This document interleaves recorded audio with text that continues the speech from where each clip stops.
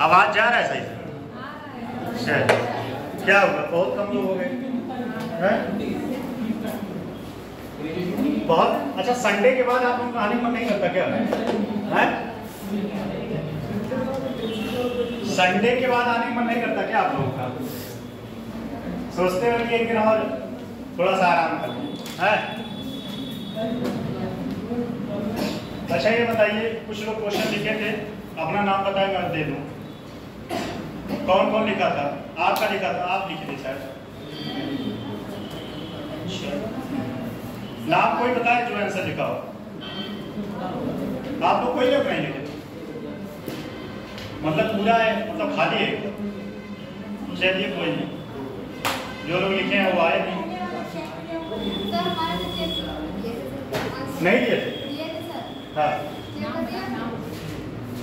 वही तो कह रहे हैं, वही तो पूछ रहे हैं। आप दीजिए, लिखिए ना आंसर। क्या नाम? चमन। हाँ चमन आपका है। और कोई? और कौन है भाई, बता दे जिसका नाम हो।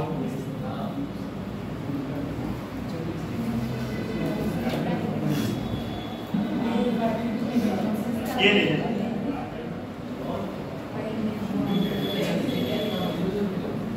ये प्रियंका मौर्य नहीं आई है क्या? प्रियंका मौर्य लीजिए आप। इन्हीं का बच्चा है और किसी का और है, बस इन्हीं का बच्चा है। चलिए क्वेश्चन लिखिए चैप्टर का, जो चैप्टर कंप्लीट हो गया। लिखिए क्वेश्चन, लिखिए क्वेश्चन, जल्दी जल्दी लिखिए। लिखिए उत्तर प्रदेश में, क्वेश्चन नंबर 1, उत्तर प्रदेश के, आज आप आ गए, बड़ी अच्छी बात। इस समय लगातार कंटिन्यू क्लास ले रहे हैं। नाम क्या आपका? हाँ हाँ वही तो कह रहे हैं, लगातार कंटिन्यू क्लास ले रहे हैं, बड़ी अच्छी बात है। चलिए लिखिए, उत्तर प्रदेश के प्रमुख मेलों पर, उत्तर प्रदेश के प्रमुख मेलों पर संक्षिप्त टिप्पणी लिखें 125 वर्ड में। उत्तर प्रदेश के प्रमुख मेलों पर संक्षिप्त टिप्पणी लिखें। अगला क्वेश्चन, उत्तर प्रदेश के विभिन्न लोक संगीत कौन कौन से हैं? उदाहरण सहित बताएं। उदाहरण सहित बताएं। उदाहरण सहित बताएं। नेक्स्ट क्वेश्चन, जल्दी लिखिए, टाइम थोड़ा सा कम है, ठीक है। फिर नेक्स्ट क्वेश्चन, उत्तर प्रदेश के विभिन्न, एक और रुक जाइए। उत्तर, ये अगला क्वेश्चन लिखिए, उसको काट के। कथक शास्त्रीय नृत्य, वो काटा। कथक शास्त्रीय नृत्य पर टिप्पणी लिखें। इस क्वेश्चन को हम लिखवाए, ठीक है, टिप्पणी लिखें। अगला क्वेश्चन, कथक शास्त्रीय नृत्य पर टिप्पणी लिखें। नेक्स्ट, उत्तर प्रदेश के प्रमुख लोक नृत्य पर चर्चा करें। उत्तर प्रदेश के प्रमुख लोक नृत्य पर चर्चा करें। लोक नृत्य पर चर्चा करें। अगला क्वेश्चन, उत्तर प्रदेश के प्रमुख नृत्य और संगीत घरानों की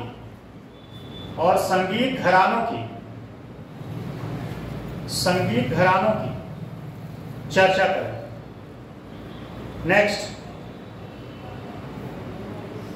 नेक्स्ट, उत्तर प्रदेश में बोली जाने वाली प्रमुख, ये अभी हम बता दें कौन कौन सा इंपॉर्टेंट क्वेश्चन है, उसको तो जरूर लिखिएगा।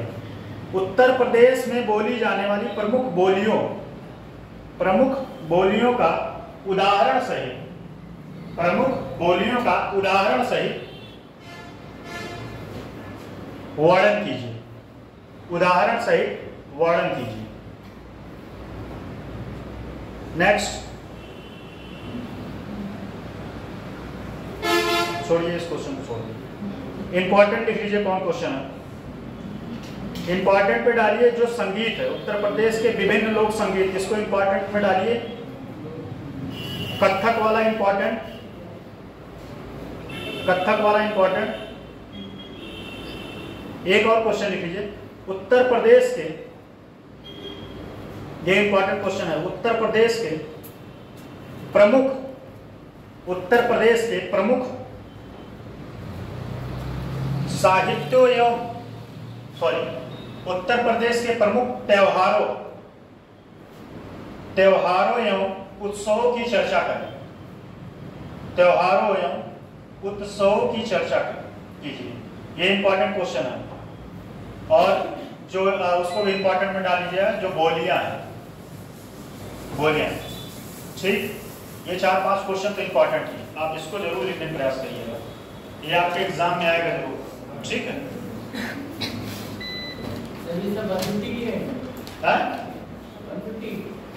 नहीं, कुछ 125 में, जैसे बोलियां जो है 125 में लिखिए, बोलियां 125 में, कला या नृत्य कथक वो भी 125 में, वो भी 125 में, त्योहार कथक जो है वो भी 125 वर्ड में, त्योहार इसको 200 वर्ड में, त्योहार एवं उत्सव 200 वर्ड में, ठीक है। अच्छा, संख्या इसलिए कम हो गया, घर में साफ सफाई करने जुड़ गए हैं क्या अभी से? नहीं, हमें तो लगा कि भाई हो सकता है अभी से जुड़ गए। चलिए, अगला टॉपिक आपका है, एक टॉपिक बचा है, अब इसका समापन हो गया।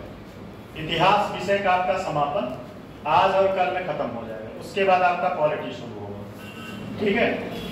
देखिए, उत्तर प्रदेश, लिखिए टॉपिक का नाम, टॉपिक का नाम लिखिए, उत्तर प्रदेश की वास्तुकला, उत्तर प्रदेश की, उत्तर प्रदेश की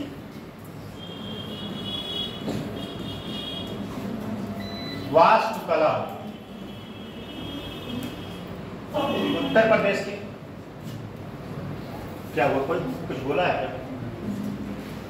उत्तर प्रदेश की वास्तुकला, उनकी महत्ता, उनकी महत्ता,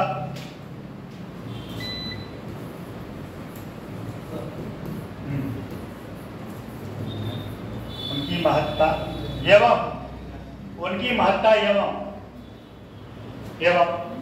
पुरातत्व, पुरातत्व एवं पुरातत्व, पुरातत्व, रख रखाव, पुरातत्व एवं रख रखाव, संग्रहालय, म्यूजियम, म्यूजियम कॉमा करते जाए, संग्रहालय, अभिलेखागार, अभिलेखागार कॉमा, अभिलेखागार एवं अभिलेखागार एवं, मत छोड़िए, क्या क्या लिखे, जितना हो गया वही आपका टॉपिक है। क्या क्या लिखे, उत्तर प्रदेश के पुरातत्व, वास्तुकला और उसके बाद संग्रहालय के रख रखाव,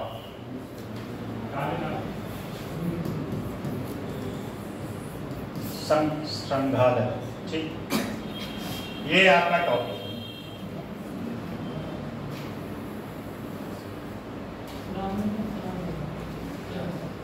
ये आपका टॉपिक है, ठीक है, ये आपका मेन टॉपिक है। अब इसमें पढ़ना है वास्तुकला, पहला पढ़ते हैं वास्तुकला।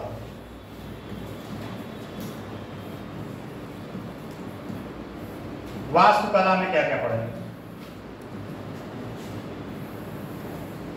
देख लीजिए, किसके किसके वास्तुकला को पढ़ना है। पहला, मौर्य काल से पूर्व,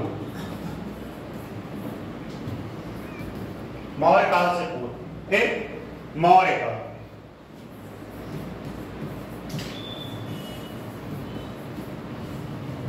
गुप्त काल,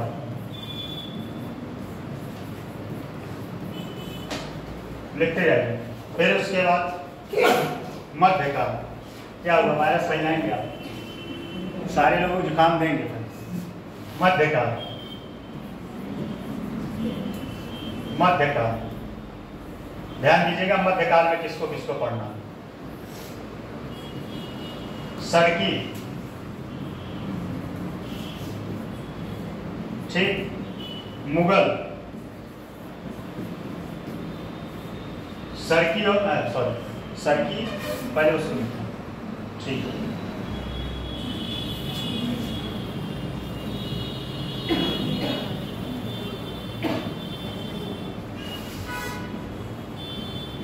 इंडो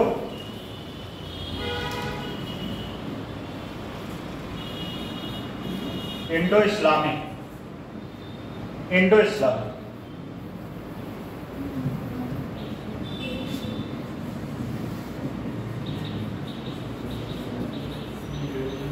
इंडो इस्लामिक शैली,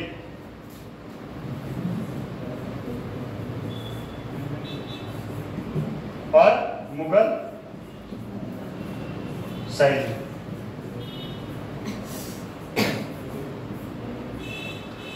मध्य में क्या क्या पढ़ेंगे, सरकी, ठीक, सरकी, इंडो इस्लामिक, मुगल, ये तीन वास्तुकला को पढ़ेंगे, ठीक है।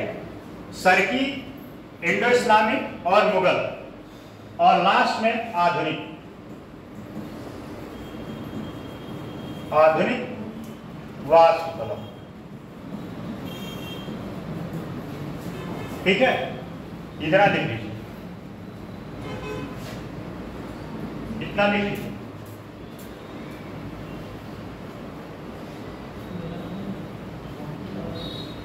देखिए इतना,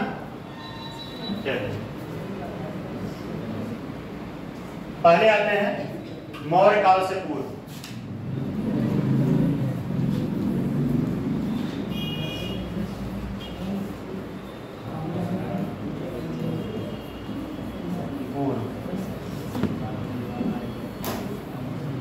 इसमें देखिए क्या क्या था।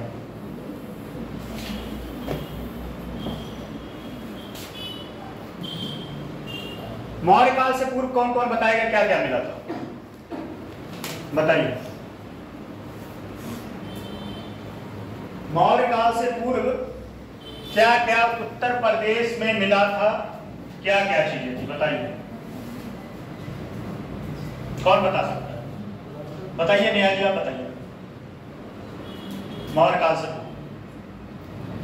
कृष्णकांत जी आप बताएं। कृष्णकांत जी आप बताएं। कृष्णपाल, सॉरी कृष्णपाल नाम है। कृष्णपाल जी आप बताएं मौर्य काल से पूर्व क्या क्या मिला था वास्तुकला में, क्या क्या। हाँ, मौर्य काल से पूर्व। पहली बात तो ये बताइए, वास्तुकला पता है नहीं पता चले, वास्तुकला ही नहीं पता है तो फिर क्या मतलब है। वास्तुकला होता क्या है, क्या होता है वास्तुकला, क्या होता है।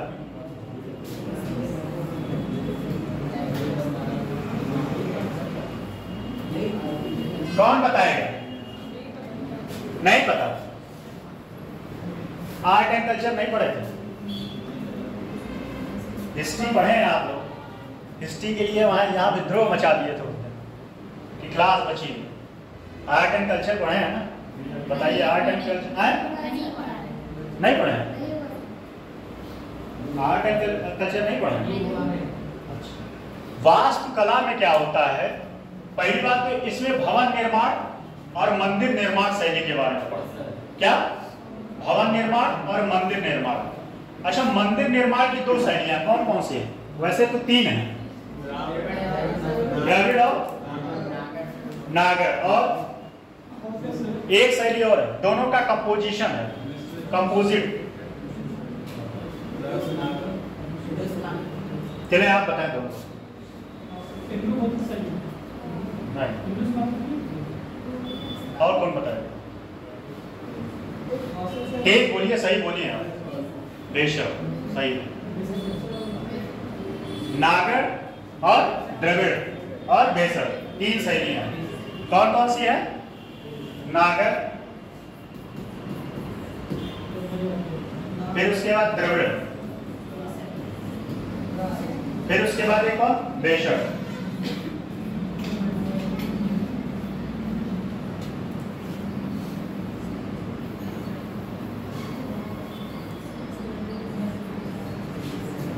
बेशक, ये तीन शैलियां हैं, ठीक।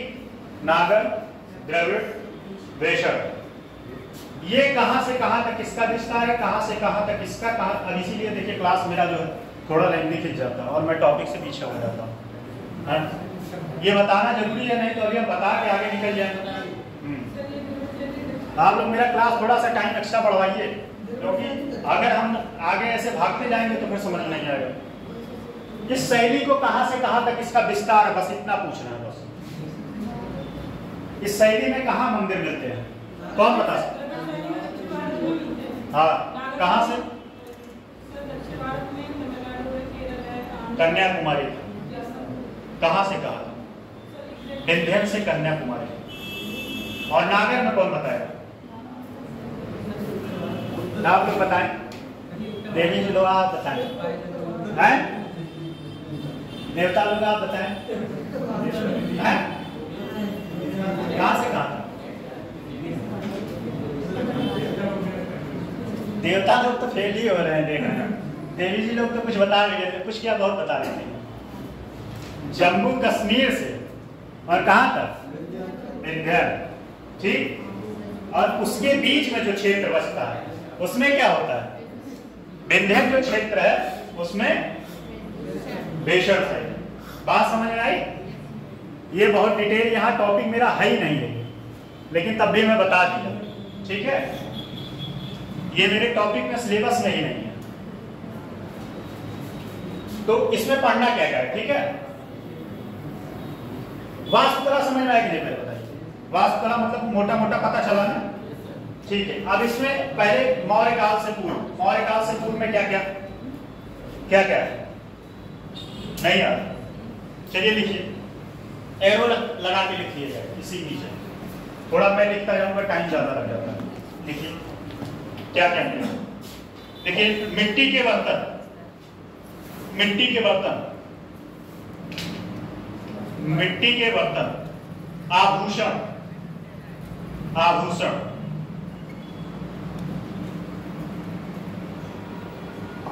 वास्तुकला एवं संस्कृति दोनों लिख सकते हैं। वास्तुकला की आभूषण, मोहरे, मोहरे, मोहरे, मोहरे,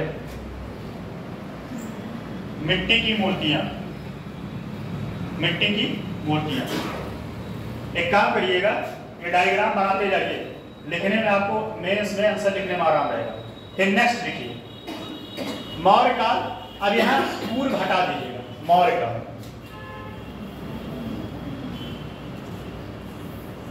मौर्य काल में क्या क्या है इसके बारे में अभी हम समझाएंगे, लिख लीजिए, ग्राफ बना लीजिए। मौर्य काल में अशोक स्तंभ, अशोक स्तंभ क्या हुआ, आप नहीं लिख रहे? अरे तो पेन नहीं है तो यार, इतने लोग हैं, आप पेन नहीं मांग सकते?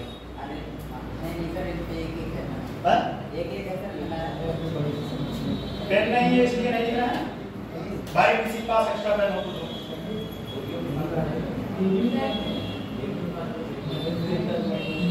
नहीं लिखना है, अगर क्लास में पढ़ना है तो बैठिए, अदरवाइज मोबाइल चलाने के लिए मत बैठिए, ठीक है।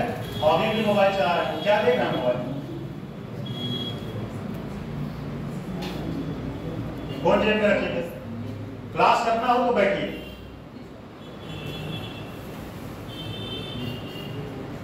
आप माहौल खराब करेंगे और लोग भी डिस्टर्ब होंगे फिर। देखिए, अशोक का स्तंभ, अशोक का स्तंभ,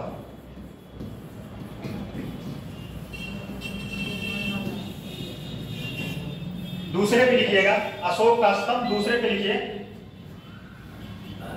धमेक, धमेक स्तूप,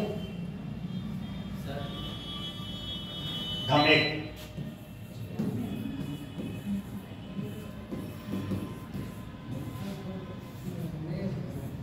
स्तूप है, स्तूप है, ठीक। अरे स्तूप लिख दीजिए, चाहे स्तूप लिख दीजिए भाई, पा ही होगा, सही है।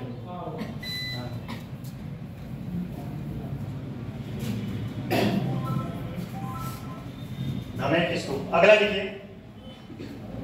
अगला धर्मराज का, धर्मराज का स्तूप, धर्मराज का।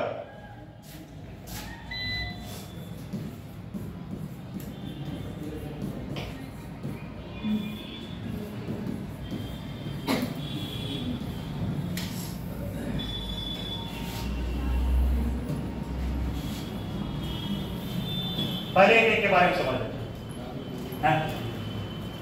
अशोक का स्तूप क्या हुआ? अशोक का स्तूप, अशोक का स्तूप कहां स्थित है?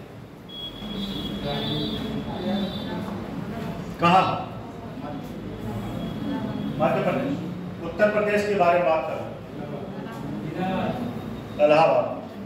अच्छा, सारनाथ में क्या है? अशोक स्तंभ या स्तूप। अशोक स्तंभ में जो उसका पिलर है, उस पे कौन कौन से जानवर हैं? शेर और घोड़ा और हाथी। हाथी, आप बताएं। बैल। कितने टोटल हैं? 4। सामने से कितने दिखाई देते हैं?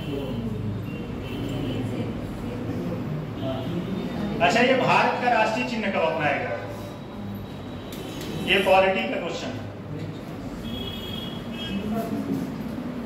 50 में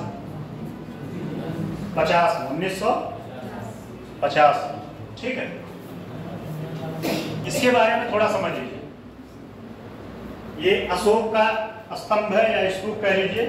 अच्छा, एक चीज और बताइए, थोड़ा सा एक चीज और पूछ लेते हैं। ये जो धमेक होता है, ये क्या होता है बताइए?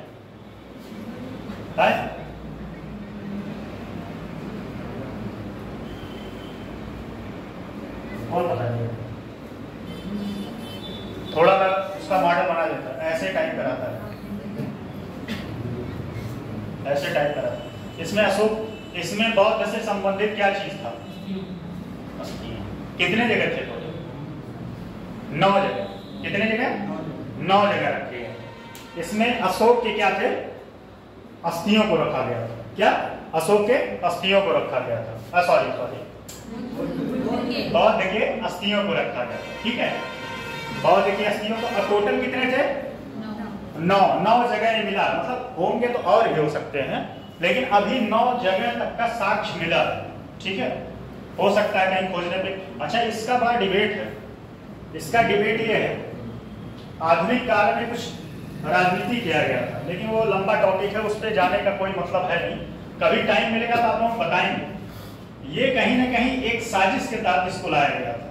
ठीक है, जो खोजा था वो अंग्रेज था और वो बहुत बड़ा साजिश था। अगला वाले लिख लीजिए, बुक लिख लीजिए, अशोक और धमेक और धर्मराज का। ठीक, ये अशोक मौर्य काल से संबंधित थे। ठीक, और यह एक विशेष आकार का बना था। ज्यादातर एक चीज ध्यान दीजिएगा, इसमें ईंटे का यूज किया गया था। किसका?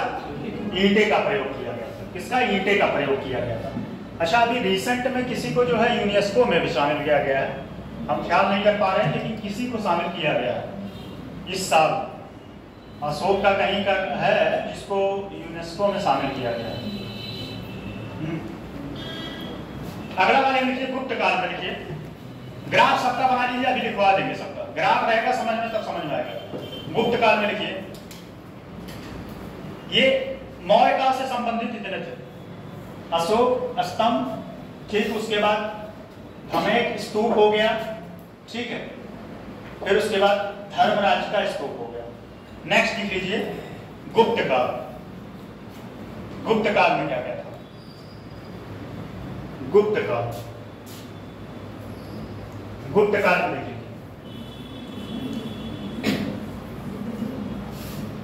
वैसे एक बात ध्यान दीजिएगा, मिलने तो बहुत कुछ मिला था, लेकिन जो उत्तर प्रदेश से मिला था उसी से मतलब था, ठीक है। पहला तो था चौखंडी, लिखिए चौखंडी, पहला चौखंडी स्तूप गुप्त काल से।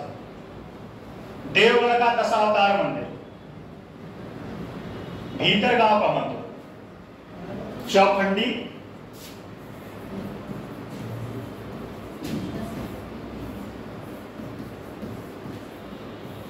देवगढ़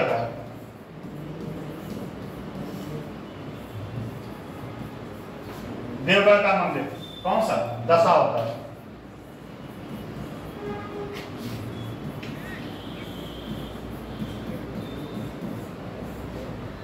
और एक मंदिर और था, कौन सा? कानपुर में। क्या नाम है उसका, कौन बताएगा? कानपुर में भीतर गांव। उसका खास बात क्या था?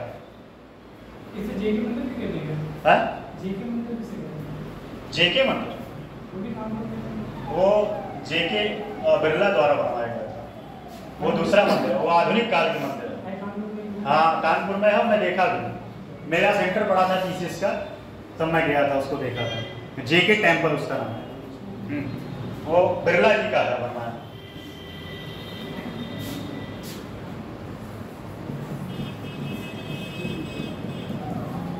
गांव का मंदिर,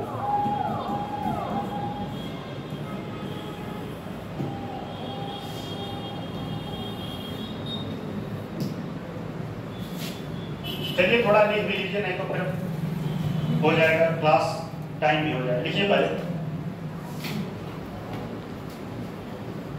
लिखिए लिखिए, हेडिंग वही रहेगा। लिखिए उत्तर प्रदेश की वास्तुकला, उत्तर प्रदेश की वास्तुकला। देखिए क्वेश्चन में भूमिका ये लिखिएगा, ठीक है, जब आंसर पूछेगा तो उसमें भूमिका ये रहेगा। पहला लिखिए इसमें, वास्तु शब्द की उत्पत्ति संस्कृत भाषा की, वास्तु शब्द की उत्पत्ति संस्कृत भाषा के शब्द लिख लीजिए, शब्द वश, इन्वर्टेड कॉमा लिखिएगा, वश से हुई है,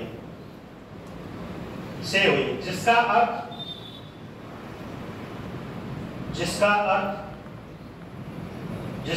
है बसने या रहने से है।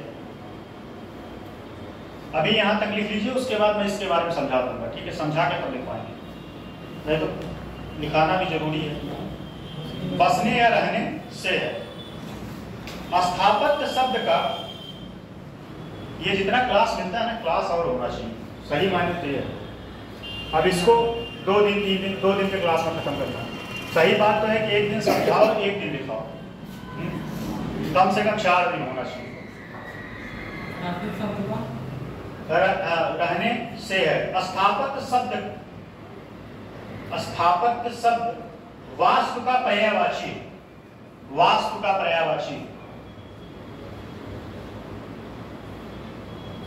कला वास्तु का पर्यायवाची,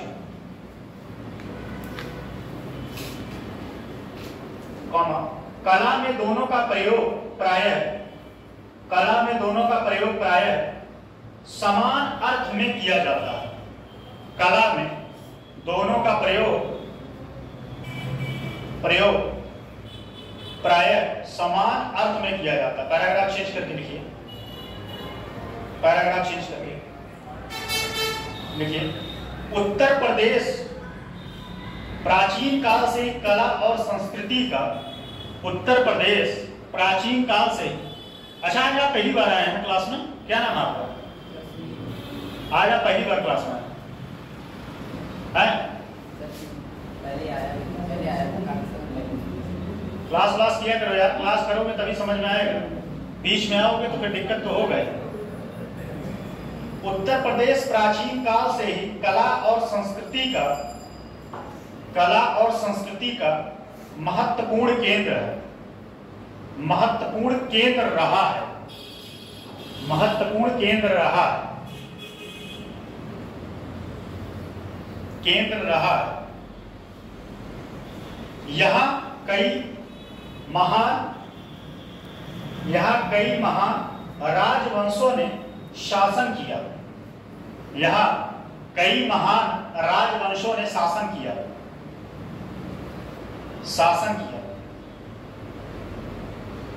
जिनमें मौर्य, गुप्त, मुगल, और ब्रिटिश शामिल थे, जिनमें मौर्य, गुप्त, मुगल और ब्रिटिश शामिल है।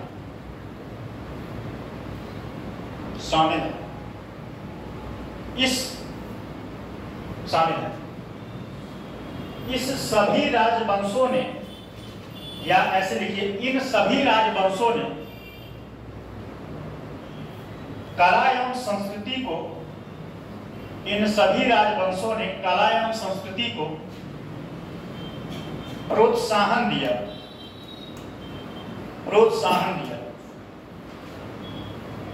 जिसके परिणाम स्वरूप यहाँ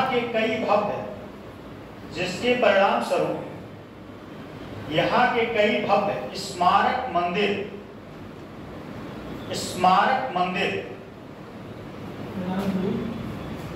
इसके परिणाम स्वरूप यहाँ कई भव्य स्मारक मंदिर, मस्जिद,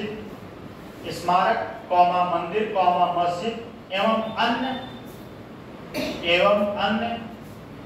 कलाकृतियां बनी, इनमें बौद्ध स्तूप,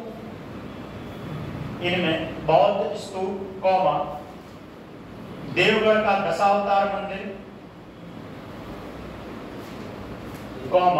ताजमहल जैसे भव्य स्मारक एवं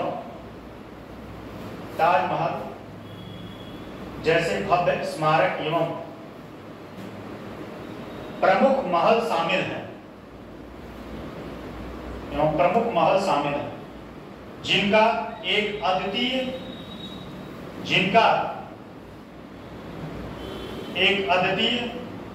उदाहरण पेश करते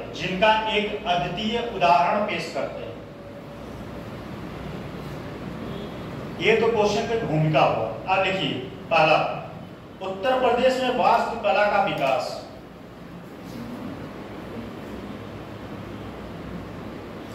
अब देखिए, इसमें जो आप ग्राफ बनाए हैं वास्तुकला में, जैसे क्या हुआ, मौर्य काल से पहले, फिर उसके बाद मौर्य काल, गुप्त काल, फिर उसके बाद जो है मध्यकाल और आधुनिक काल, ये ग्राफ उसमें रहेगा। नीचे से लिखिए, फिर मौर्य काल से पूर्व उत्तर प्रदेश में वास्तुकला। पहला, मौर्य काल से पूर्व उत्तर प्रदेश में वास्तुकला।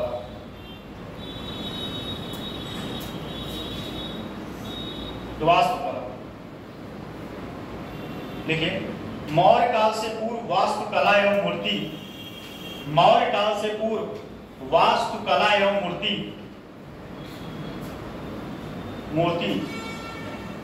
कला के बहुत कम उदाहरण मिलते हैं। देखिए, मौर्य काल से पूर्व तो बहुत ज्यादा वास्तुकला का विकास नहीं हो पाया था, तो वही मृत्युभांड मिला है, उसके बाद जो है सोना मिला है, सोना का आभूषण मिला है, तो ये सब सारी चीजें मिली हैं। ठीक है, तो वही लिखना है। देखिए, मेरे कुछ साक्ष्य उत्तर प्रदेश में,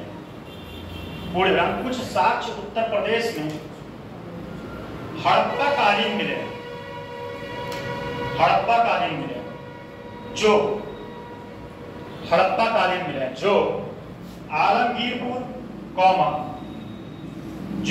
आलमगीरपुर, हुलास, मंडी कहाँ है, कौन बताए? हुलास, आलमगीरपुर, मांडी कहाँ है, कौन बता रहा है? कहाँ स्थित? ये पीसीएस में क्वेश्चन आया है, मांडी या मांडा? मांडा मांडी दोनों अलग हैं कि क्या है कि सेम है? मांडा नहीं मांडी, बताइए कहाँ स्थित है? ऑप्शन दे। ऑप्शन भी हमारा कोई आसान नहीं होता। मेरठ, सहारनपुर, बिजनौर और उसके बाद चित्रकूट है। बताइए आप बताएं। कृष्णपाल जी उस दिन आप बताए थे। नहीं चित्रकूट तो नहीं है, वो तो सही बात है, वो फंसाने के लिए मैं दिया। सहारनपुर, बिजनौर, मेरठ। चलिए 2 एलिमिनेट कर दिए, 2 बचा। 50-50 ऑडियंस के पास जाएंगे। ऑडियंस पोल, ऑडियंस पोल में क्या है? सहारनपुर को लॉक कर दिया जाए। Right answer. लिखिए जैसे स्थलों से प्राप्त हुए, जैसे स्थलों से प्राप्त हुए। देखिए अब इसमें लिख लीजिए एक एक तक विशेषता। पहला लिख लीजिए मिट्टी के बर्तन। इसमें कुछ बहुत समझाने वाला रॉकेट साइंस नहीं है, ठीक है। देखिए मिट्टी के बर्तन। वैसे आर्ट एंड कल्चर सच बताएं तो कम से कम देखा जाए तो 8 से 10 दिन का क्लास है आर्ट एंड कल्चर, और उसको पढ़ाने में भी टाइम लगेगा। लेकिन यहाँ बहुत सीधी चीजें हैं। यहाँ आपको बस स्तूप पढ़ना है, दशावतार मंदिर पढ़ना है, भीतरगांव मंदिर पढ़ना है, ताजमहल पढ़ना है, फतेहपुर सीकरी पढ़ना है और म्यूजियम पढ़ना है। बस कहानी खत्म। इतने में आपका उत्तर प्रदेश समाप्त हो गया। लेकिन ब्रॉड लेवल पे आपको बहुत कुछ पढ़ना पड़ता है। नागढ़ शैली, ये सब मंदिर कला कैसे बनता है। अच्छा मथुरा में जो मंदिर बने हैं वो किस शैली में बने हैं? अच्छा अयोध्या का जो मंदिर बना वो किस शैली में? नागढ़ शैली। नागढ़ शैली विशेषता क्या होती है? अयोध्या के मंदिर कहाँ पढ़ लिया? नागढ़ शैली की विशेषता क्या होती है?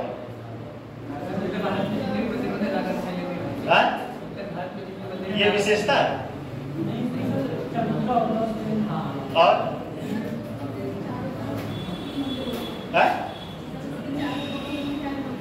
हाँ ये आप सही बताए। पंचायत शैली जानते हैं? पंचायतन शैली। पंचायतन शैली क्या होता है? अच्छा पंचायतन शैली थोड़ा सा मैं बता दूं। पंचायतन शैली इसमें यूज हुआ है। पंचायतन शैली कौन बता सकता है? अगर कोई बता दे मेरा दिल जीत लेगा। पंचायतन शैली बताइए कौन बता सकता है?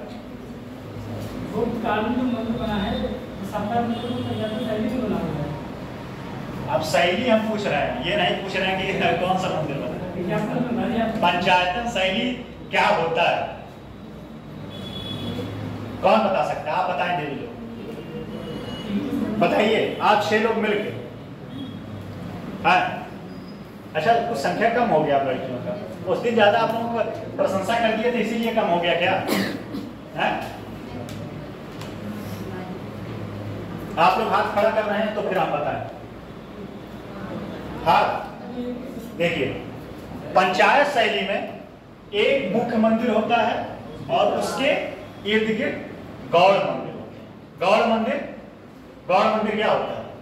छोटे देवता। और ऐसा माना जाता है कि जो गौड़ मंदिर होता है, जो छोटे देवता होते हैं, वह मुख्य देवता का रक्षा है। बात समझ में आई नहीं? पंचायत से समझ में आई नहीं? देखिए मिट्टी के बर्तन ये आपका ये समझा दिए। पंचायत क्या हुआ? आप दोनों लोग क्या बात कर रहे हैं? अच्छा चलिए देखिए मिट्टी के बर्तन। इतना प्रशंसा कर दिए कि आप लोग गायब हो गए सच में। देखिए विभिन्न प्रकार के मिट्टी के बर्तन जैसे विभिन्न प्रकार के मिट्टी के बर्तन जैसे कि घड़े कटोरे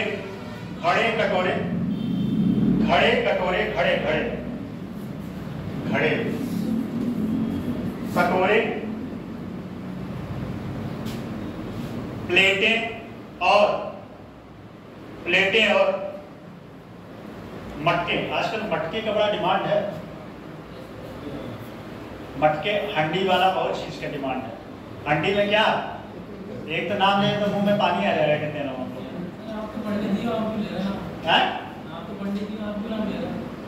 नहीं, हम थोड़ी खा रहे हैं भाई, हम नाम लेने से क्या मतलब। चलिए,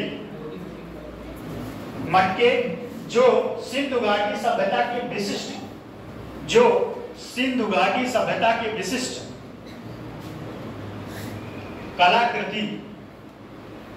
कलाकृति और डिजाइन को दर्शाते हैं। सिंधु घाटी सभ्यता के कलाकृति और डिजाइन को दर्शाते हैं। दूसरा आभूषण, दूसरा आभूषण देखिए, तांबे,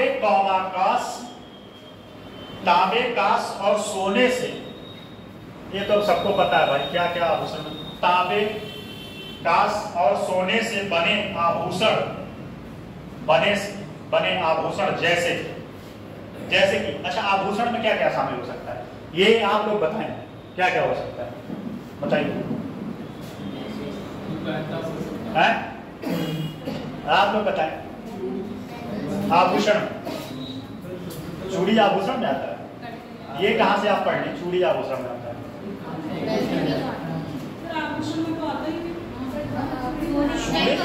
चूड़ी,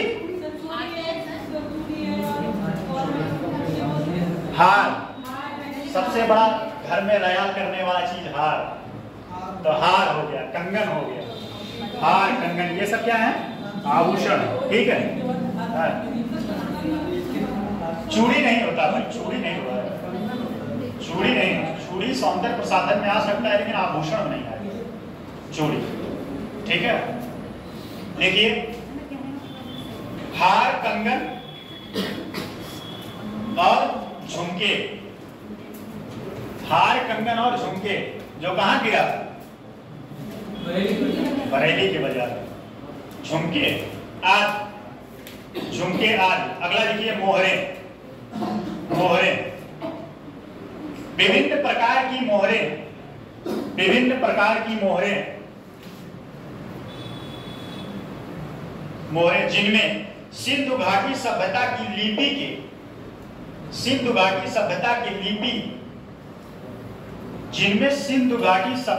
लिपि और चित्र भी शामिल है, चित्रात्मक, जैसे मोहरों के चित्र बना है ना। अच्छा, सिंधु घाटी सभ्यता की जो लिपियां अभी पढ़ी जा सकी हैं कि नहीं? एक दिल्ली विश्वविद्यालय के प्रोफेसर है, वो लगभग पिछले 10 सालों से, क्या वो बताएं, पिछले 10 सालों से, 10 या 15 साल से वो पढ़ने का प्रयास कर रहे हैं। जब एक पैराग्राफ, 2 पैराग्राफ पढ़ते हैं तब तक कुछ ऐसा आ जाता है, पूरा पैराग्राफ का सेंस ही बदल जाता है। फिर से बेचारे मेहनत कर रहे हैं, बहुत साल से लगे हैं दिल्ली विश्वविद्यालय। अगला देखिए, मिट्टी की मूर्तियां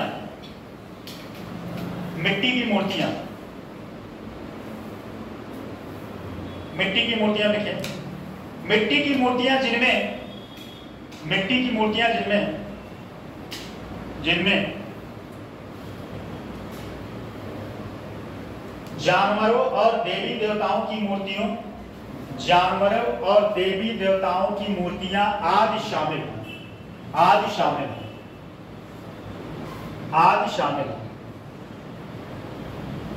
अगला लिखिए, अब ये मौर्य काल से पहले हो गए, इतने हमको बताना था। ठीक, अब लिखिए मौर्य काल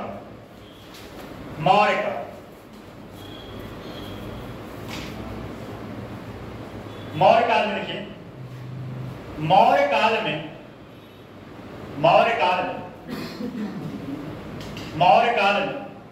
वास्तुकला के क्षेत्र में सबसे महत्वपूर्ण योगदान अशोक का है।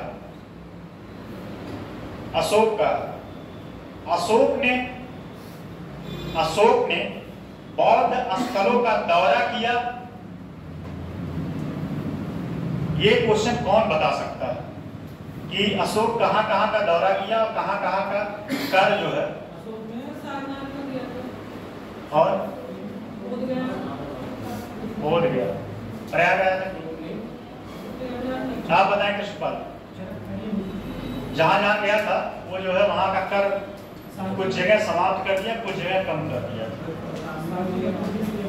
देखिए बौद्ध स्थलों का दौरा किया और वहां पर स्तूप और विहारों का निर्माण करवाने में अपना योगदान दिया। स्तूप और विहार,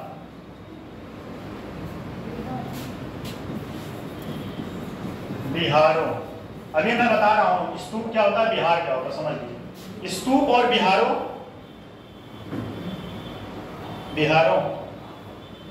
का निर्माण करवाने में अपना योगदान दिया, जिनमें कुशीनगर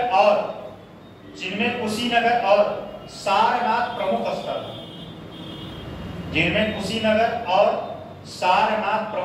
है, जहां पर स्तूप व विहार का निर्माण कार्य किया गया। चलिए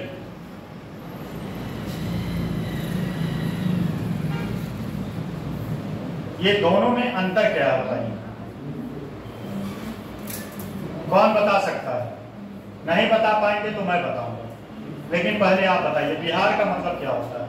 बिहार क्या होता है? बिहार बगीचा। अच्छा, और कौन बताएगा?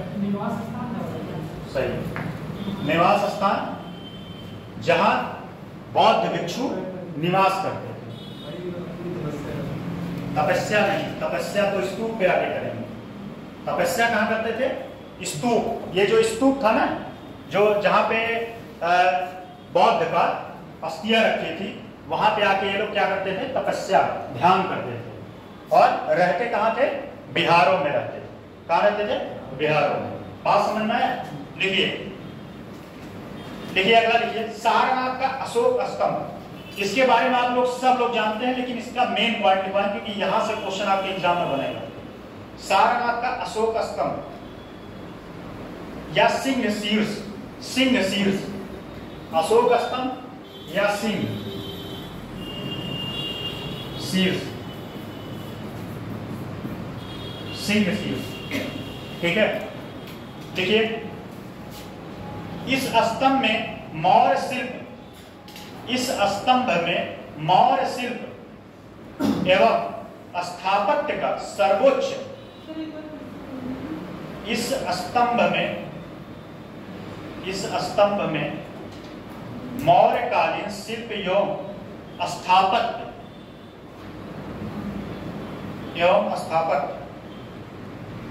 अगर नहीं हो पाएगा, कल मैं पीडीएफ इसमें अपलोड करवाऊंगा और उसको पढ़ा दूंगा, क्योंकि कल ये चैप्टर खत्म करना है किसी भी तरीके से।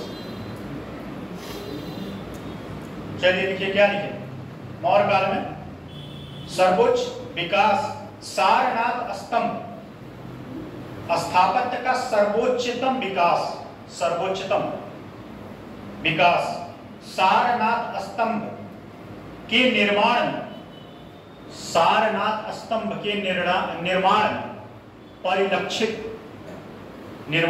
परिलक्षित होता है। इस स्तंभ को महान सम्राट अशोक द्वारा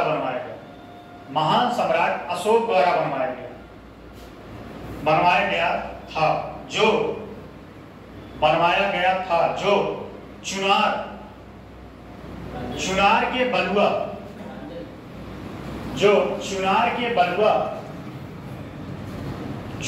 बलुआ पत्थर से निर्मित है।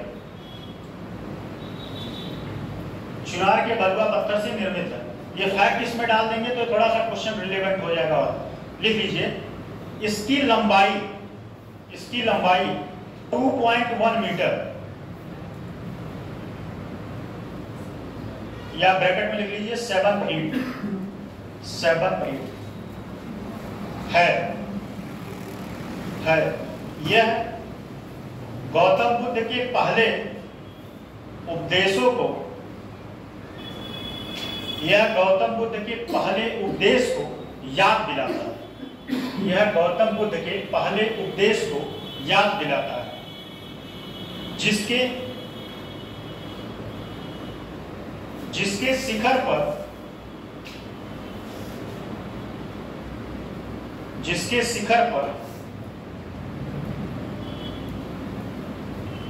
3 सिंह दिखाई देते हैं।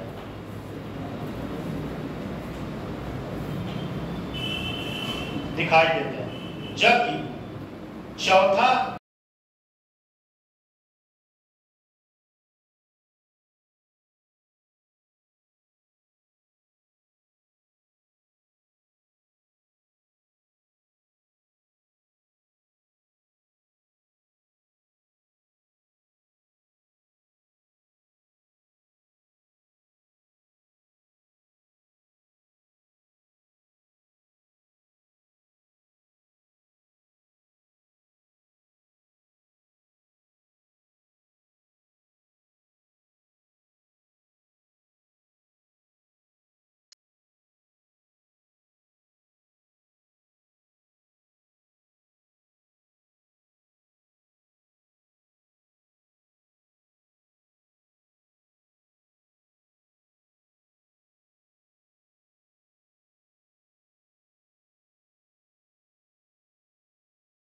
उपनिषद का सूत्र बताइए। मुंडको उपनिषद लिख लिए, लिख पाए जी।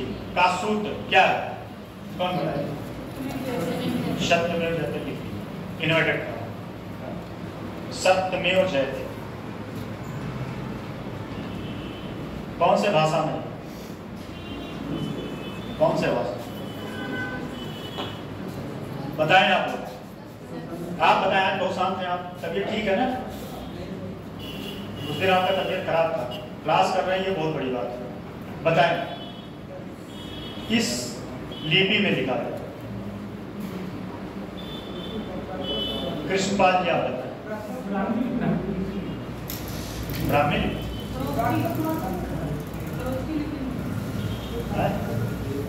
देवनागरी लिपि, देवनागरी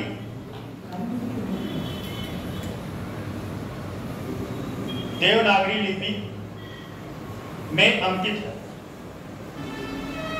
यह भारत सरकार का राष्ट्रीय चिन्ह भी है। यह भारत सरकार का राष्ट्रीय चिन्ह भी है, जिसे कब अपनाया गया था? कौन बता सकता है? कब अपनाया गया था, कौन बता सकता है? ये प्रीलिम्स में क्वेश्चन आया होगा। आप लोग बताएं, आप बताएं कब बनाया गया था?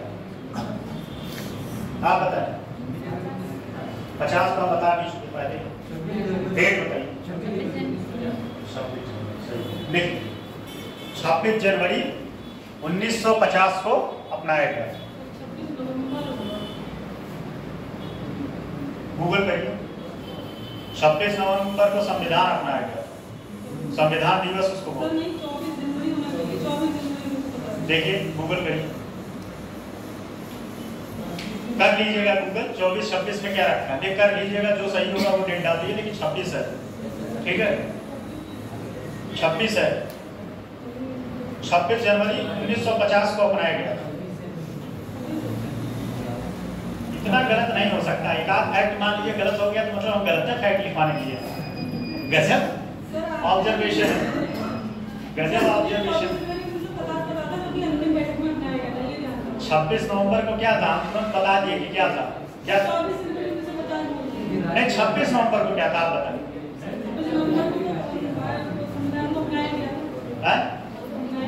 अपनाया गया कब? 26 नवंबर कब? 26 नवंबर 1949 को 16 अनुच्छेद लागू किए गए। बहुत सही। और पूरा कब अपनाया गया था? पूरा 26 जनवरी। और संविधान दिवस कब मनाया गया था? कब से मनाया गया? 2015 से। किसके कार्यकाल से?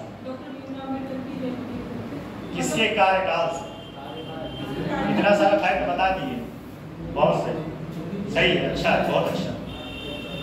इतना सारा जितना बताइए सब सही है। चलिए लिखिए। निकाल दो यहाँ से। रिजल्ट में अपना पीडीएफ में नाम करवा देते तो मैं फोटो खिंचवा देता भाई, कम से कम लगता कि हाँ सिलेक्शन लिए। कृष्णपाल जी आप लोगों से बड़ी उम्मीद है, सबसे उम्मीद है, किसी एक व्यक्ति से नहीं, सबसे उम्मीद है। ठीक है, अगला लिखिए धमेक स्तूप। धमेक धमेक धमेक स्तूप लिखिए। यह स्तूप वाराणसी के पास सारनाथ, वाराणसी के पास सारनाथ का सबसे उल्लेखनीय, सारनाथ का सबसे उल्लेखनीय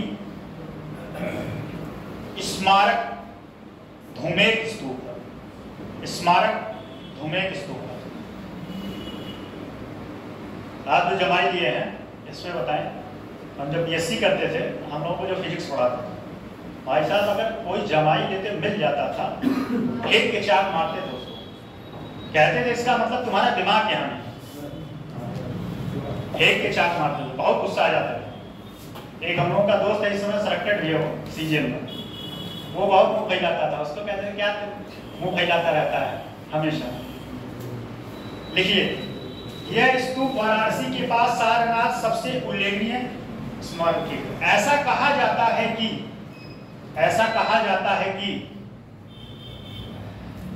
कुछ, ऐसा कहा जाता है कि बुद्ध ज्ञान प्राप्ति के बाद, ऐसा कहा जाता है कि बुद्ध ज्ञान प्राप्ति के बाद अपना उपदेश,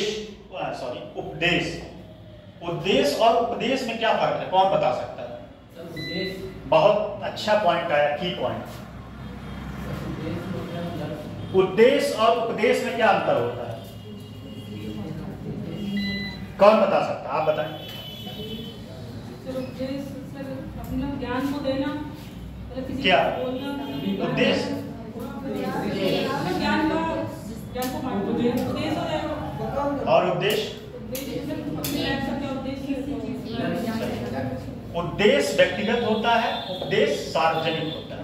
एक शब्द में से आंसर, उद्देश्य व्यक्तिगत होता है और उपदेश सार्वजनिक होता है, मतलब लोगों को दिया जाता है। ठीक, लिखिए उपदेश को ज्यादा ज्ञान तो नहीं देते हैं,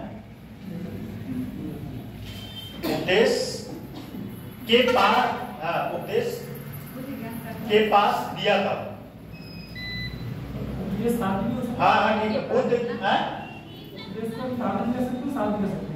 उद्देश्य जैसे उद्देश्य साध्य कर सकते हैं, उद्देश्य एक साधन है, उद्देश्य साध्य है, उद्देश्य एक साधन है। ये तो आप इसका एथिक्स में की अकॉर्डिंग हम बता रहे हैं। हाँ सही है, उद्देश्य ठीक है, के पास दिया गया जिसका निर्माण सम्राट अशोक ने, जिसका निर्माण सम्राट अशोक ने तीसरी शताब्दी में करवाया, तीसरी शताब्दी में करवाया, तीसरी शताब्दी में करवाया। यह स्तूप 43.6 मीटर ऊंचा और 28 मीटर चौड़ा, 28 मीटर चौड़ा है, 28 मीटर चौड़ा है, जो चौड़ा है, जो ईंट एवं मिट्टी से निर्मित है, जिस पर ईंट एवं मिट्टी से निर्मित है, जिस पर पुष्पों, जिसमें पुष्पों, पुष्प मतलब फूल, पुष्पों की नक्काशी, पुष्पों की नक्काशी तथा मनुष्य एवं पक्षियों के चित्र, तथा मनुष्य एवं पक्षियों के चित्र बने हुए।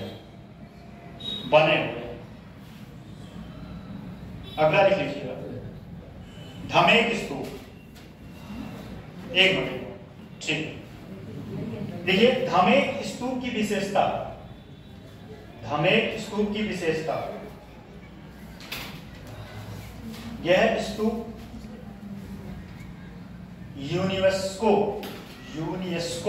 की विश्व धरोहर स्थल में शामिल है।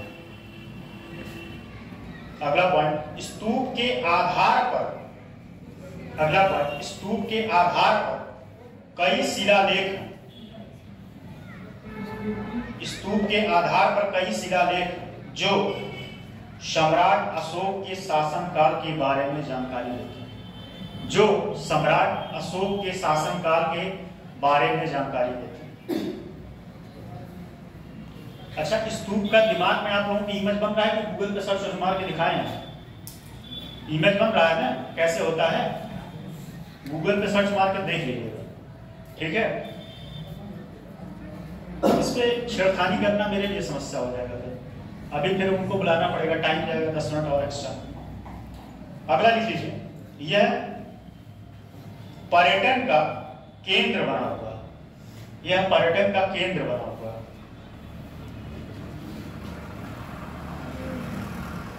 एक और लिखिए, धर्मराज का स्तूप, ये धर्मराज का स्तूप। देखिए यह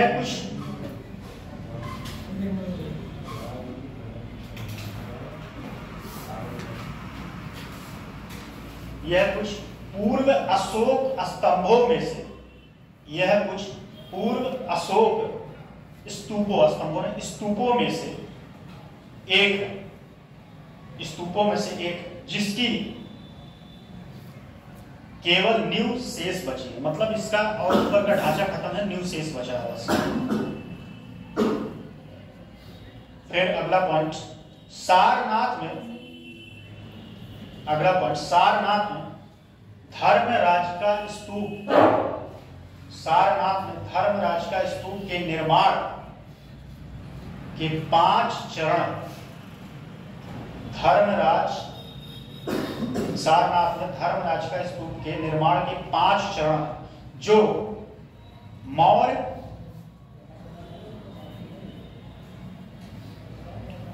से प्रारंभ होकर मध्ययुगीन काल तक, मौर्य से प्रारंभ होकर मध्ययुगीन काल तक है, मध्ययुगीन काल तक का है।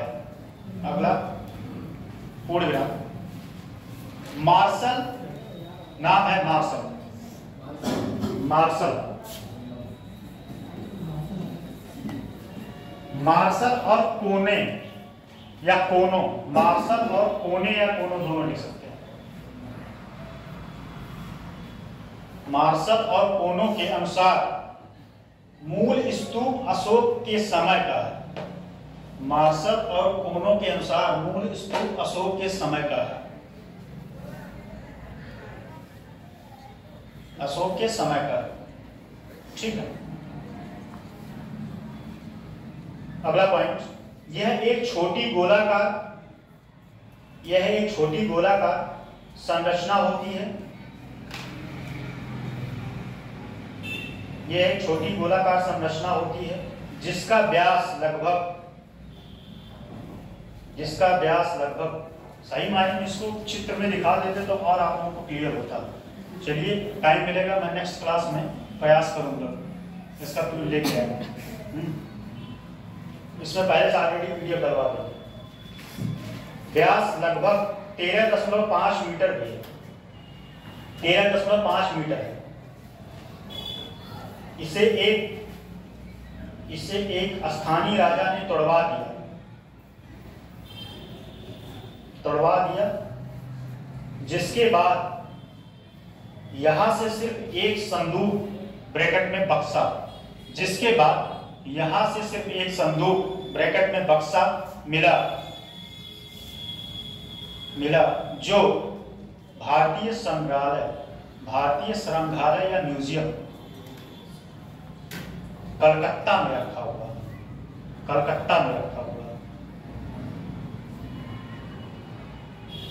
ठीक है। अब अगला देखिए गुप्त काल। गुप्त काल लिखिए, गुप्त काल में क्या क्या था? गुप्त काल में चौखंडी था, ठीक। और एक बात ध्यान दीजिएगा, जो पंचायत शैली बताई गई इसमें पंचायत शैली का यूज हुआ, पंचायत शैली। और एक बात और, पहला पंचायत निर्माण शैली इसी में यूज हुआ था, भीतर गांव में, ठीक। और यह मिट्टी के ईंटों से बना था। यह क्वेश्चन आपके एग्जाम में पूछा हुआ। भीतर गांव का मंदिर किससे बना हुआ है? मिट्टी के ईंटों से, ठीक है। और इसमें कुछ पॉइंट और है, समझ लीजिए। जैसे पंचायत, ये मंदिर जो है, इस मंदिर के मुख्य द्वार, इस मंदिर के मुख्य द्वार पे दाएं और बाएं गंगा और यमुना की मूर्तियां लगी हुई, गंगा और यमुना की मूर्तियां स्थापित की गई। किसके? देवगढ़ के, ठीक। और एक बात और याद रखिएगा, इसकी दीवारों पे शेष सैया, किस पे? शेष सैया। शेष सैया मतलब क्या होता है?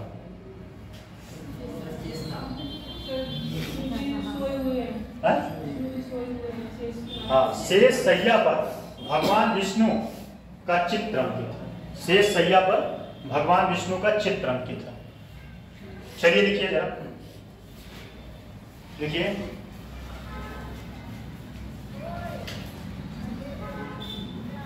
मंदिर निर्माण कला, गुप्त काल, मंदिर निर्माण कला का विकास किसी, अच्छा एक बात और जान लीजिए, गुप्त काल को,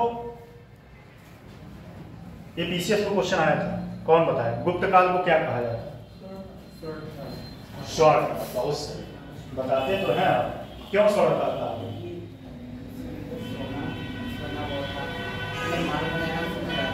सोना,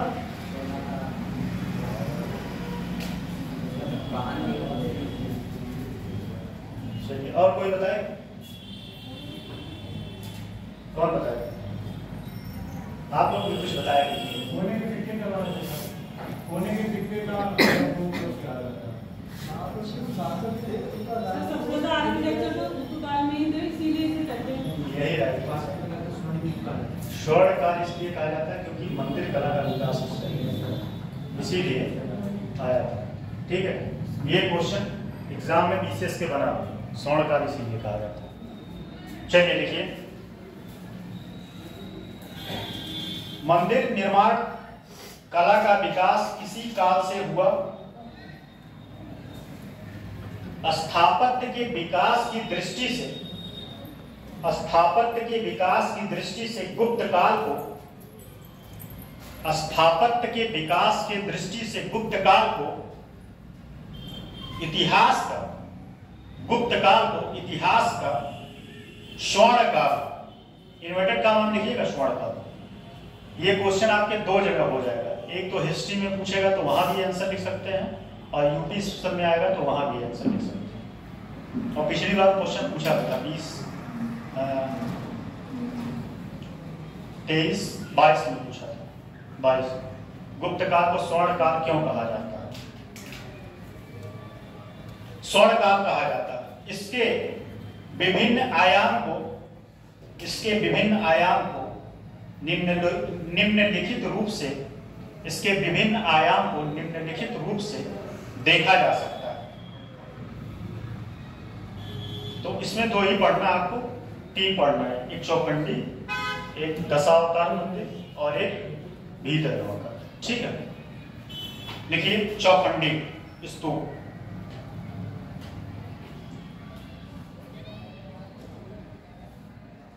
देखिए इसको दिखाए में नहीं समझ लीजिए। चौखंडी स्तूप कहानी सब वही है, बौद्ध से संबंधित है, बस इसका प्लेस लिख लीजिए वाराणसी, प्लेस लिख लीजिए वाराणसी, बाकी बातें सब वही है। यह भी स्तूप है, यहाँ भी पूजा स्थल है, ध्यान यहाँ पे जाके करते हैं, बाकी कोई इसमें स्पेशल चीज नहीं है, बस इतना स्पेशल है कि ये गुप्त काल से संबंध। अच्छा एक चीज और है, गुप्त काल स्वर्ण काल क्यों है, तो आपको ये लिखना पड़ेगा, चौखंडी लिख लेंगे कि नहीं कि लिखवा दे, फिर उसके लिखवा दे लिख लेंगे ना, थोड़ा टाइम बच जाएगा और क्या, कोई बहुत विशेष चीज नहीं। अगला लिखिए, नेक्स्ट लिखिए, गुप्त काल में मंदिर स्थापत्य। गुप्त काल में मंदिर स्थापत्य, गुप्त काल में मंदिर स्थापत्य क्या हुआ? अब इसकी विशेषता पहले लिख लीजिए, सारा लिखिए। गुप्त काल में मंदिर स्थापत्य की विशेषताओं को निम्न चरण, विशेषता लिख लीजिए। गुप्त काल में मंदिर निर्माण की, गुप्त काल में मंदिर, एक मिनट, गुप्त काल में मंदिर स्थापत्य की विशेषताओं का निम्नलिखित चरण। पहला, इसका निर्माण ऊंचे चतुष्कोणी, इसका निर्माण ऊंचे चतुष्कोणी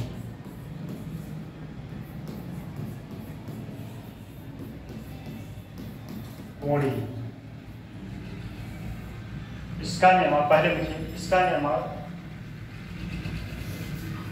ऊंचे चतुष्कोणी, चतुर्वे, चबूतरे, चबूतरे, चबूतरा समझ रहे हैं? नहीं, ये ऐसा होता है बना होता, मतलब ऐसे ही चबूतरे।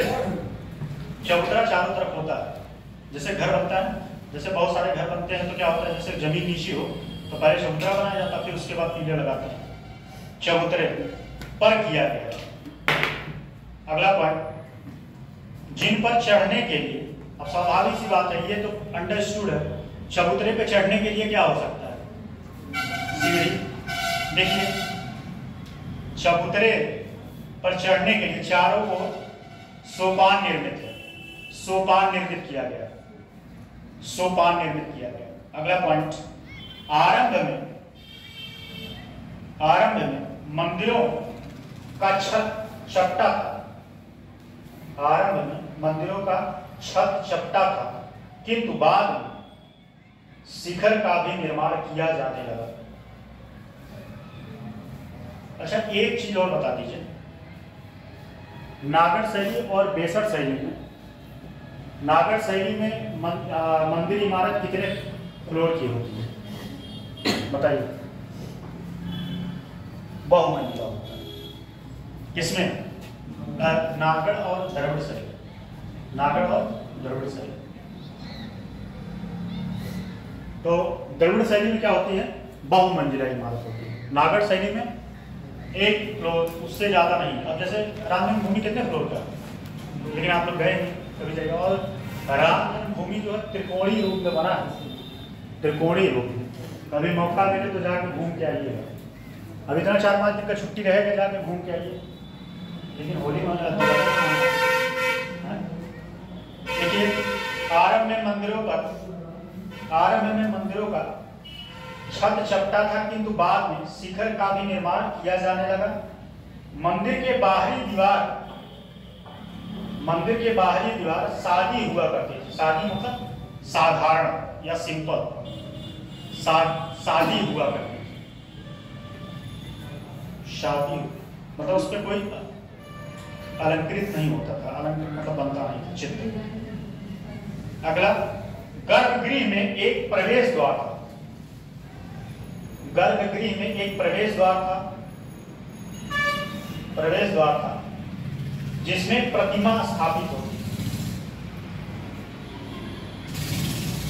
प्रतिमा स्थापित होती, स्तंभ और स्थापित होती, और स्तंभ मतलब पिलर अलंकृत होते थे, उस पर नक्काशी की जाती थी, अलंकृत होते थे। स्तंभ अलंकृत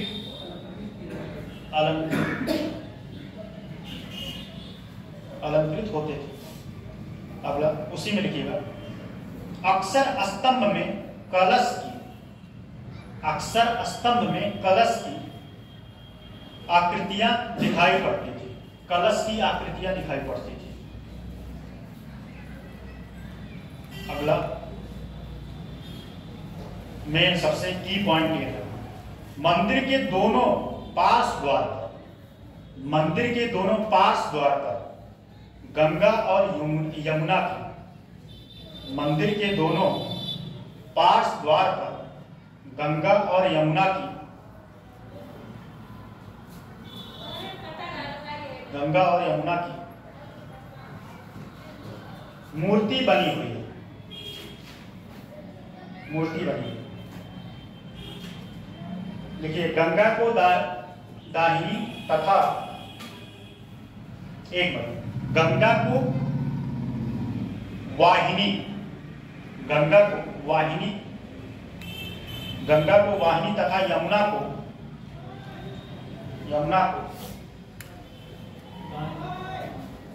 लिख लीजिए पूर्व वाहिनी, गंगा को क्या वाहिनी तथा यमुना को कुर्म वाहिनी के रूप में दिखाया गया, कुर्म वाहिनी के रूप में दिखाया गया। अगला पॉइंट, मंदिर के वर्गाकार स्तंभों के शीर्ष पर सिंह की मूर्तियां, मंदिर के वर्गाकार स्तंभों पर सिंह की मूर्तियां, जिन पर छत का भार टिका है, स्तंभ जो होगा उसी पे छत का भार टिका है। यह तो उसकी विशेषता है। ठीक, अब लिखिए देवगढ़ का दशावतार मंदिर, देवगढ़ का दशावतार मंदिर, देवगढ़ का दशावतार, यह मंदिर पहले बताइए क्वेश्चन आप, यह मंदिर कहाँ पे स्थित है, किसको समर्पित है?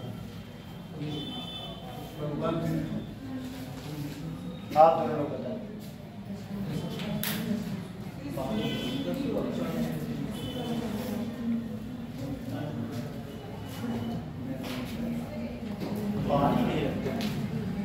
किसको समर्पित है?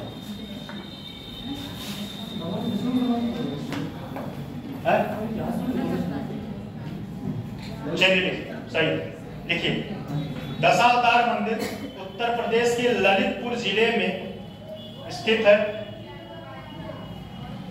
ललितपुर जिले में स्थित है, जो भगवान विष्णु को समर्पित है, जो भगवान विष्णु को समर्पित है, जो भगवान विष्णु को समर्पित है। ऐसा माना जाता है कि इस मंदिर का निर्माण, ऐसा माना जाता है कि इस मंदिर का निर्माण गुप्त काल में हुआ था, गुप्त काल में हुआ था। दशावतार मंदिर यह सबसे पुराने मंदिरों में से एक है। दशावतार मंदिर यह सबसे पुराने मंदिरों में से एक है। इसे 5वीं शताब्दी में उत्तर प्रदेश के देवगढ़, वर्तमान में लिखिएगा ललितपुर, उत्तर प्रदेश के देवगढ़ ब्रैकेट में वर्तमान ललितपुर में बनवाया गया। शैली की विशेषता, एक चीज मुझे थोड़ा सा इसमें कम लग रहा है, क्योंकि मैं खुद से सेटिस्फाइड नहीं हो पा रहा हूँ। इसका चित्र होना चाहिए था, चित्र होता तो शायद आप लोगों को थोड़ा सा और चीजें समझ पाते हैं। टेंशन ना लो, कल हम जो है चित्र, सब मंदिर का चित्र जो है PDF डाउनलोड करके ले आके दिखाएंगे आपको, तब थोड़ा रिलेट कर पाते आप। दशा लिखिए, शैली विशेषता,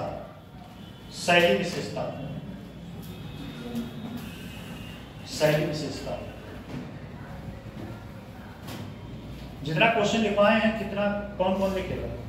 1 मिनट आराम करिए, 12 बज भी गया है, आराम मत करिए, लिखिए। शैली विशेषता, दशावतार मंदिर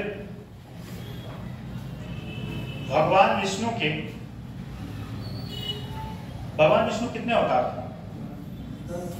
10। और अगला अवतार कौन सा होगा? कल्कि अवतार। कहाँ होगा? उत्तर प्रदेश में होगा, ये तो निश्चित है। उत्तर प्रदेश में होगा, चाहे उत्तर प्रदेश में होगा। और हमें लगता है जहाँ तक है, जहाँ से हमें अयोध्या से हो सकता है, अयोध्या में काशी। चलिए इसको समय पे छोड़ते हैं, भविष्य लिखिए। 10 अवतारों में लिखिए, 10 अवतारों को प्रस्तुत किया गया। दशावतार मंदिर भगवान विष्णु के 10 अवतारों को प्रस्तुत किया गया। यह इसके बाद आपका क्लास है कि नहीं आज? क्या है इसके बाद? मैं वाले सर बैठे नहीं। अच्छा लिखिए, यह भारत के ज्ञात सबसे पुराने मंदिरों में शामिल है। यह भारत के ज्ञात सबसे पुराने मंदिरों में शामिल है, जो अच्छा एक चीज यहाँ कंफ्यूज मत होइए, पंचायत ये भी पंचायत होगी, नहीं तो पता चले आपको बताया कि आप वहां फिर यहाँ कहा। लिखिए, यह पंचायत शैली का मंदिर है। कंफ्यूज मत होइएगा, पंचायत शैली बता दिया था ना क्या होता है?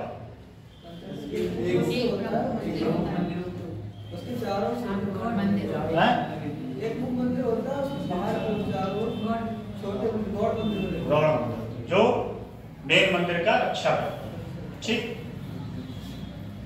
देखिए अगला पॉइंट। इस मंदिर की दीवारों पर देवी देवताओं,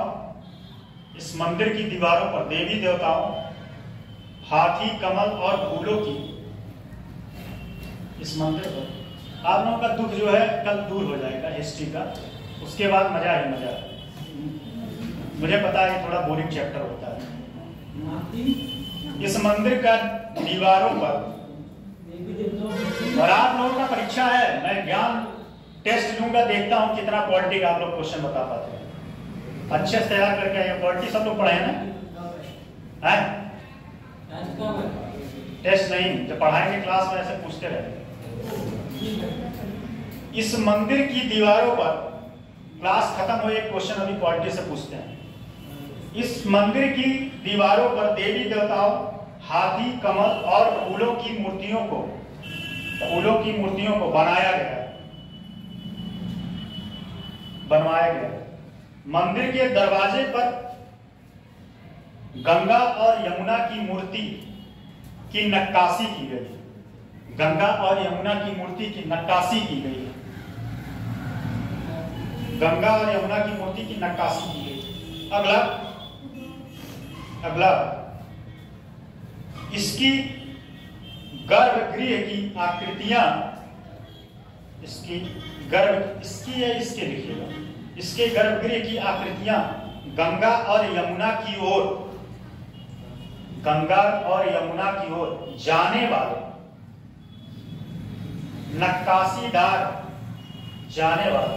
नक्काशीदार द्वार को सुशोभित करता है। बगल की दीवारों पर वैष्णव मतलब भगवान विष्णु, बगल की दीवारों पर वैष्णव भगवान विष्णु पौराणिक कथाओं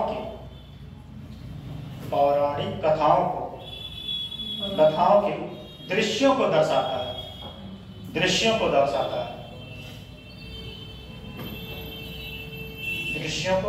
अगला पॉइंट, देवगढ़ का दशावतार मंदिर किस शैली में बना? कौन बताएगा? अरे पंचायत तो उसकी उप शैली है भाई, मेन क्या है? काहे आपको बार बार धरपड़ आ रहा है? देखिए सही, देवगढ़ का दशावतार मंदिर नागर शैली में बना। नागर शैली या हाँ ठीक, शैली में बना। इस मंदिर में पहली बार, ये बहुत इंपॉर्टेंट है, इस मंदिर में पहली बार शिखर वास्तुकला देखने को। शिखर, इसके पहले के मंदिर क्या हुआ करते थे? चपटा हुआ होता है। छत जो होता था क्या होता था? चपटा होता था, लेकिन इसमें शिखर बना, ऐसे शिखर बना। ठीक, शिखर का निर्माण। ठीक, देखने को मिला। अगला देखिए, भीतरगांव मंदिर कानपुर।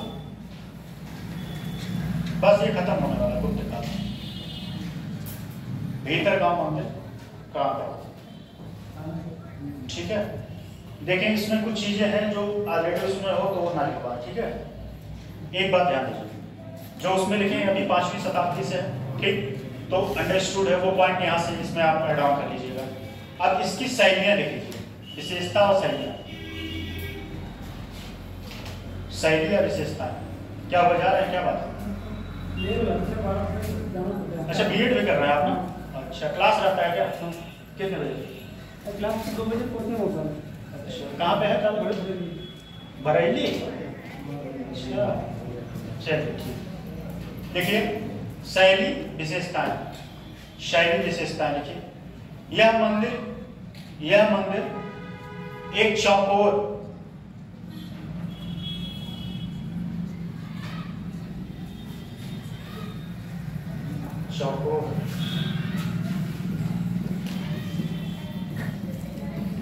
ये लिख लीजिएगा। क्या लिखेंगे?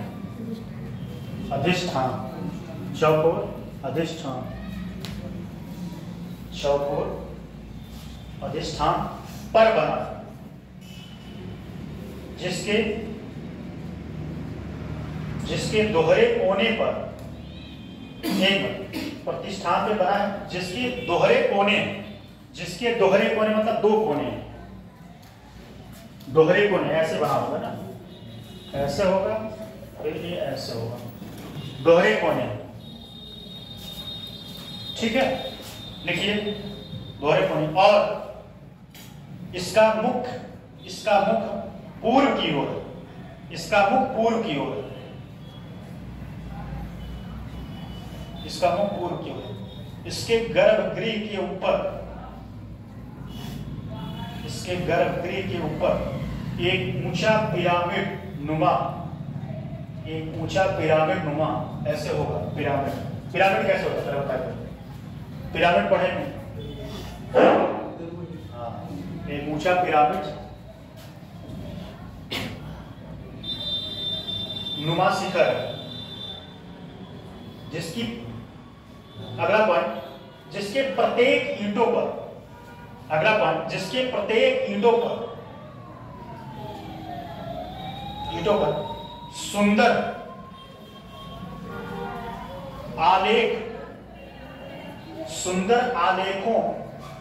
सुंदर आलेखों से निर्मित किया गया है, सुंदर आलेखों से निर्मित किया गया है। यह अपने आकृतियों के कारण सजीव एवं सुंदर, यह अपने आकृतियों के कारण सजीव एवं सुंदर मूर्तियों से पूर्ण थी, है नहीं क्योंकि पास्ट की बात है ना, पूर्ण थी। अगला पॉइंट, इसकी छत शिखरमयी, इसकी छत शिखरमयी, शिखरमयी के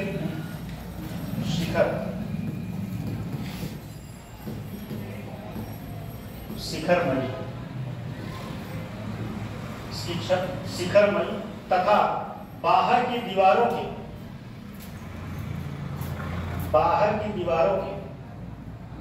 ताकों में, ताको मतलब ताका जानते हैं? ताका क्या होता है? चलिए आप ताका यार इतना नहीं जानते, ताका नहीं जाना तो फिर जीवन जो है सर पहले उसमें लालटेन वगैरह वही ताका में पता हो तब तो फिर चुल्लू भर पानी खोजिए कहीं मिल जाए, चुल्लू भर पानी। उसमें डूब मरने की बात नहीं है, उसमें चेहरा देखिए अपना, चुल्लू भर पानी। ठीक है। ताकों में मृण्मयी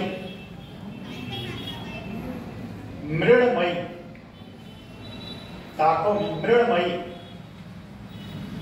मूर्तियां दिखाई पड़ती। अगला पॉइंट, इस मंदिर की कुछ ईंटों को, ये बहुत इंपॉर्टेंट है, इस मंदिर की कुछ ईंटों को लखनऊ के संग्रहालय में रखा गया है। इस मंदिर के कुछ ईंटों को, कभी लखनऊ जाइएगा तो देख के आइए, वहां पे रखा गया है। ईंटों को लखनऊ के संग्रहालय में रखा गया है। छोड़ दें कि छोड़ दिया जाए कि क्या किया जाए? लिख लीजिए, थोड़ा सा लिख लीजिए, बस लिखिए। नागर शैली मंदिर की संरचना, नागर शैली मंदिर की संरचना टॉपिक है। यह संरचना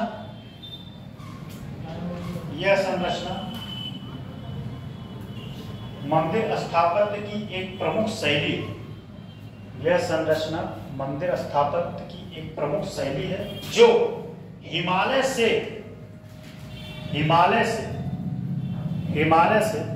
कहां तक है? बताएं आप, टी शर्ट वाले भैया आप बताएं, हिमालय से कहां तक? इस संरचना को कहां से, हिमालय से कहां तक?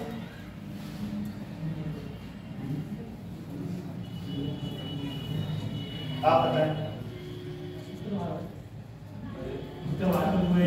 क्लास में बता रहे थे, ध्यान कहां?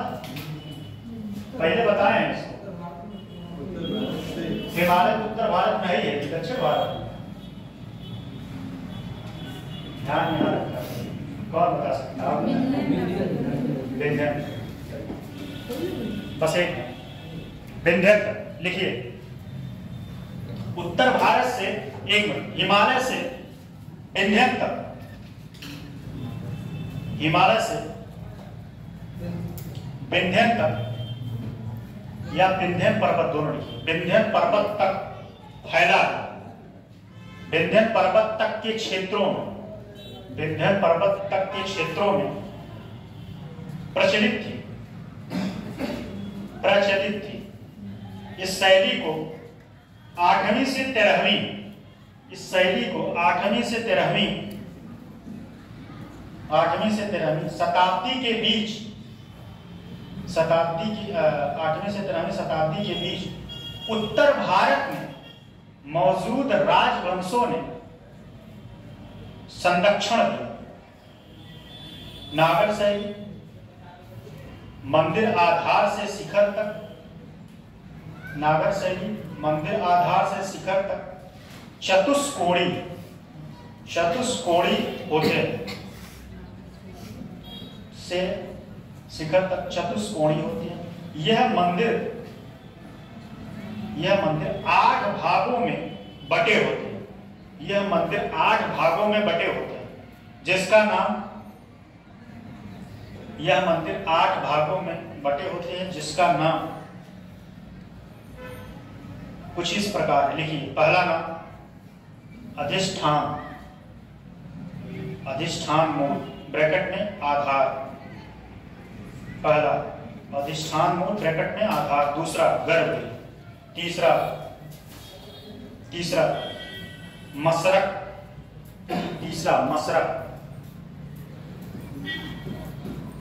मसरक ब्रैकेट में लिखे, मसरक ब्रैकेट में नींव और दीवारों के बीच का, नींव और दीवारों के बीच का भाग। अगला पॉइंट कपोत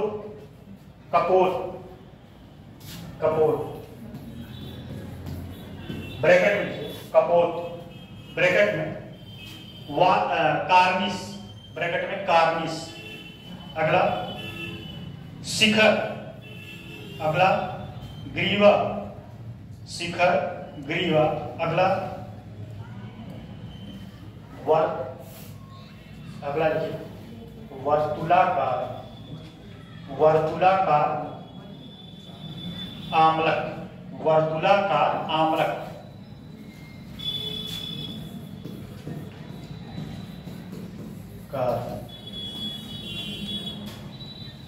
ठीक, वर्तुलाकार आमलक।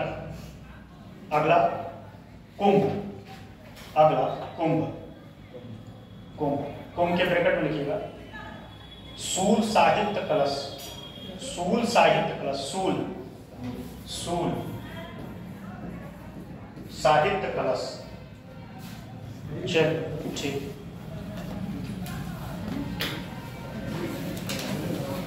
साहित्य कलश। कल आपका मेन लिखवा दिए, आपको बता दी लीजिए, ठीक है। पॉलिटी का एक क्वेश्चन बताइए, पॉलिटी का क्वेश्चन, प्रधानमंत्री का कार्यकाल कितना होता है, प्रधानमंत्री का कार्यकाल कितना होता है और प्रधानमंत्री को सैलरी किस रूप में मिलता है? प्रधानमंत्री का कार्यकाल